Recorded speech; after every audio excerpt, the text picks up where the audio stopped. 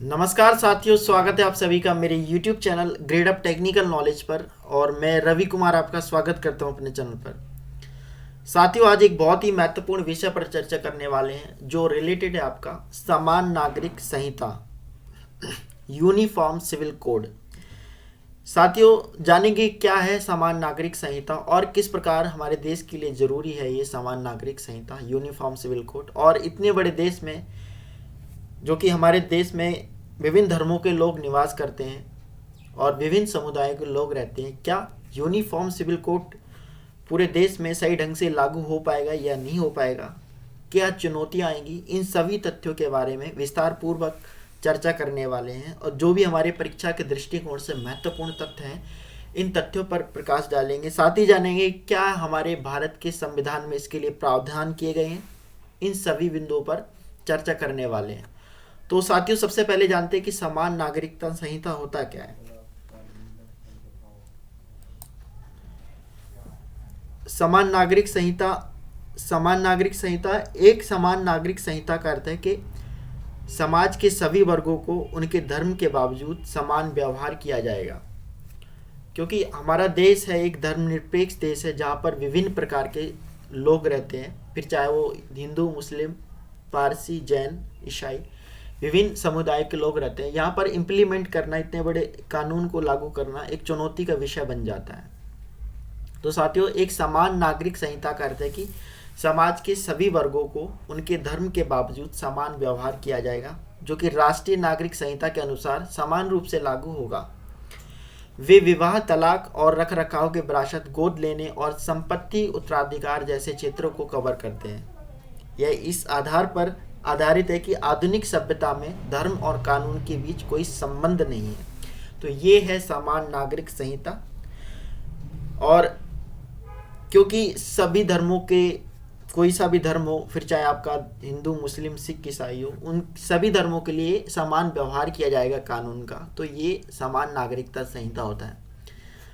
अब चर्चा करेंगे कुछ और महत्वपूर्ण बिंदुओं पर जो कि आगे है। साथियों, चर्चा करेंगे कि क्या भारतीय संविधान में इसके लिए प्रावधान किए गए हैं यूनिफॉर्म सिविल कोड के लिए, और समान नागरिकता संहिता के गुण क्या हैं। साथ में चर्चा करेंगे कि मौजूद पर्सनल लॉ के सुधार के विवादास्पद मुद्दे को दरकिनार करना, और साथ में चर्चा करेंगे समान नागरिक संहिता के विपक्ष क्या हैं, और साथ में चर्चा करेंगे अंत में कि इससे निष्कर्ष क्या निकलता है। इन सभी बिंदुओं पर चर्चा करने वाले हैं। तो बात करते हैं, क्या भारतीय संविधान में समान नागरिकता संहिता, जो यूनिफॉर्म सिविल कोड है, इसका प्रावधान किया गया है। क्योंकि हम जानते हैं कि हमारा जो संविधान है एक लिखित संविधान, जो कि विश्व में सबसे बड़ा संविधान माना जाता है। ऐसे संविधान में जो कि लचीला है और परिस्थितियों अनुसार इसमें संशोधन किए जा सकते हैं। साथियों, संविधान में राज्य नीति निर्देशक सिद्धांत के रूप में अनुच्छेद 44 के समान नागरिक संहिता का प्रावधान है। जो हमारे भारतीय संविधान का अनुच्छेद 44 में है, उसमें इस बात का जिक्र किया गया है, समान नागरिकता संहिता का उसमें प्रावधान है, जिसमें कहा गया है कि राज्य भारत के पूरे क्षेत्र में नागरिकों के लिए एक समान नागरिक संहिता सुरक्षित करने का प्रयास करेगा। मतलब कि राज्य सुरक्षित करेगा कि उसमें किसी भी राज्य में विभिन्न समुदाय के लोग रहते हैं, फिर चाहे वो हिंदू हो, मुस्लिम हो, सिख, ईसाई, पारसी, जैन धर्म को, किसी भी समुदाय के लोग रहते हैं, उनके लिए समान कानून लागू करेगा, उनके लिए समान व्यवहार करेगा। संविधान के राज्य के नीति निर्देशक सिद्धांत के रूप में अनुच्छेद 44 में समान नागरिक संहिता का प्रावधान है, जिसमें कहा गया है कि राज्य भारत के पूरे क्षेत्र में भारत के लिए एक समान नागरिक संहिता सुरक्षित करने का प्रयास करेगा। बात करते हैं अगले तथ्य पर, समान नागरिक संहिता के गुण क्या हैं। सबसे पहले जानते हैं कि इसके गुण क्या है। साथियों, आधुनिक युग में एक धर्मनिरपेक्ष लोकतांत्रिक गणराज्य में अपने नागरिकों के लिए उनके धर्म, वर्ग, जाति, लिंग आदि के बावजूद एक समान नागरिक और व्यक्तिगत कानून होना चाहिए। ऐसा होना चाहिए साथियों कि बेशक भी हमारा धर्म कुछ और है, लेकिन जो कानून होना चाहिए सबके लिए बराबर होना चाहिए। ये नहीं कि मुस्लिम के लिए अलग हो, हिंदू के लिए अलग हो। और इसमें दूसरा पॉइंट आता है कि लैंगिक समानता को बढ़ावा देना, इसका एक गुण है। आमतौर पर देखा गया है कि लगभग सभी धर्मों के पर्सनल लॉ महिलाओं के प्रति भेदभावपूर्ण है और पुरुषों को आमतौर पर उत्तराधिकार और विरासत के मामलों में उच्च अभिनय दर्जा दिया जाता है। साथियों, ये तो चला आ रहा है वर्षों से कि जो भी महिलाएं होती हैं उनको हमेशा कम समझा जाता है और जो पुरुषों को ज़्यादा समझा जाता है। उनको अधिकार नहीं दिए जाते हैं महिलाओं को और इतनी छूट नहीं दी जाती है। इसलिए इस कानून को लाना ज़्यादा ज़रूरी है, यूनिफॉर्म सिविल कोड को, क्योंकि इसमें किसी भी नस्ल, किसी भी लिंग का जो व्यक्ति है उसमें कोई ऐसा भेदभाव नहीं किया जाएगा और सबके लिए समान अधिकार होंगे। आमतौर पर देखा गया है कि लगभग सभी धर्मों के पर्सनल लॉ महिलाओं के प्रति भेदभावपूर्ण है।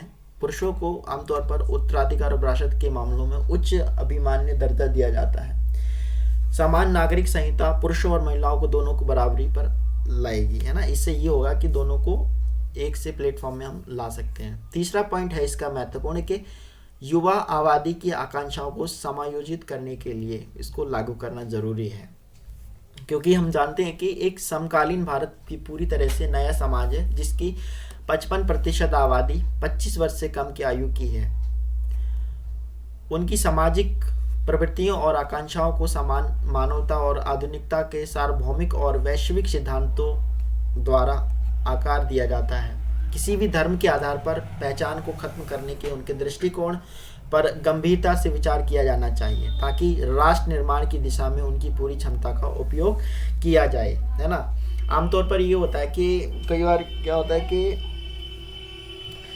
हमारी ऐसी धारणा होती है कि ये मुस्लिम है तो यार इसको ये पद नहीं देना चाहिए, या फिर ये है तो इसको ये पद नहीं दिया जाना चाहिए।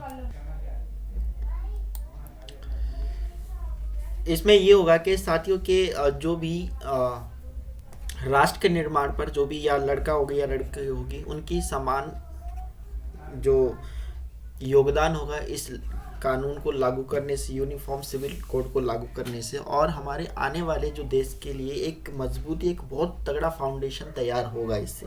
तो बहुत ही ज़रूरी है, इसका बहुत ही बढ़िया गुण है ये साथियों।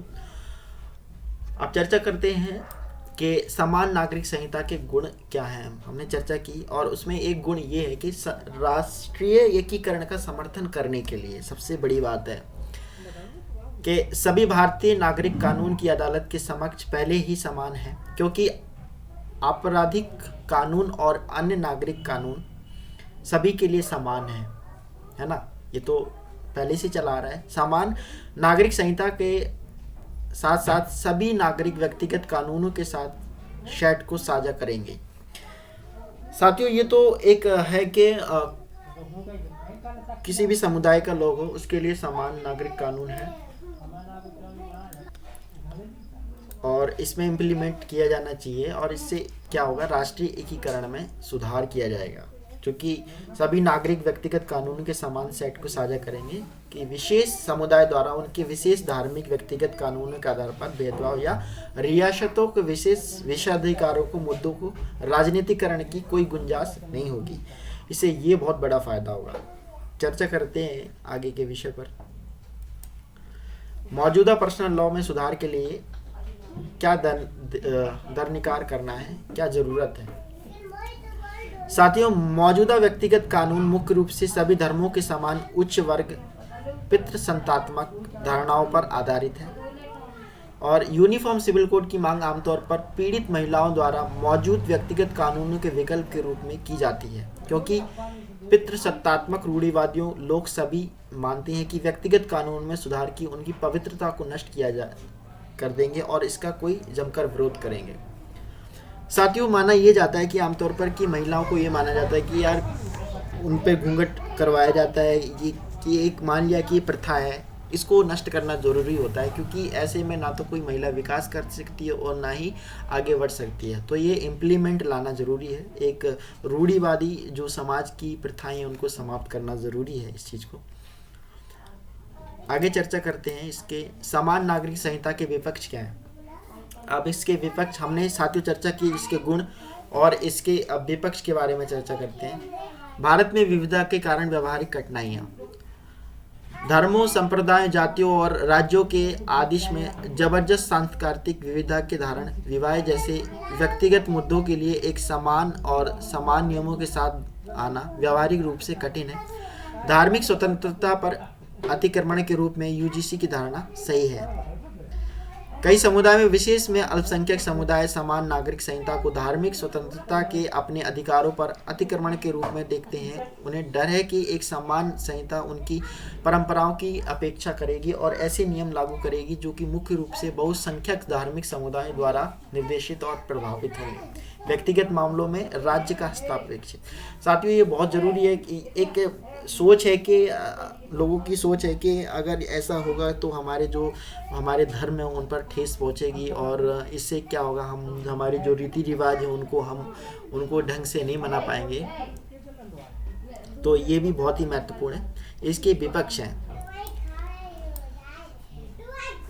संवेदनशील कार्य क्या है इसमें, इस पर भी चर्चा करते हैं कि इस तरह की एक संहिता उसकी सच्ची भावना है कि अलग अलग व्यक्तिगत कानूनों से मुक्त रूप से उधार लेकर प्रत्येक में क्रमिक परिवर्तन करके लैंगिक समानता सुनिश्चित करने वाली न्यायिक घोषणाओं को जारी करके और विवाह, रखरखाव, गोद लेने और उत्तराधिकार पर व्यापक संख्याओं को स्वीकार किया जाना चाहिए। ये एक इसकी संवेदनशील कार्य घटना है ये साथियों, जो कि इस कोड को इम्प्लीमेंट करने में ये ऐसे कुछ रुकावटें आ सकती हैं। इससे निष्कर्ष क्या निकलता है साथियों, एक बार निष्कर्ष पर चर्चा कर लेते हैं। दिन के अंत में यूनिफॉर्म सिविल कोड एक विकासवादी प्रक्रिया के माध्यम से उभर सकता है जो भारत की समृद्ध कानूनी विरासत को संरक्षित करता है, जिसके सभी व्यक्तिगत कानून समान घटक हैं। यूनिफॉर्म सिविल कोड संहिताकरण और कार्य समन्वय आवश्यकता के रूप में लिंग और धर्मों के बीच अपेक्षित समानता की शुरुआत नहीं कर सकता। मौजूदा पर्सनल लॉ सुधारों में सुधार के लिए प्रमुख संवेदनशीलकरण और प्रयासों की आवश्यकता है, जिन्हें पहले समुदायों द्वारा स्वयं शुरू किया जाना चाहिए। इस बदलाव के लिए मौजूदा संस्थानों को आधुनिक, लोकतांत्रिक और मजबूत बनाने की जरूरत है। सभी धर्मों को सभी महिलाओं के लिए महिला सशक्तिकरण की दिशा में गंभीर प्रयास करने होंगे।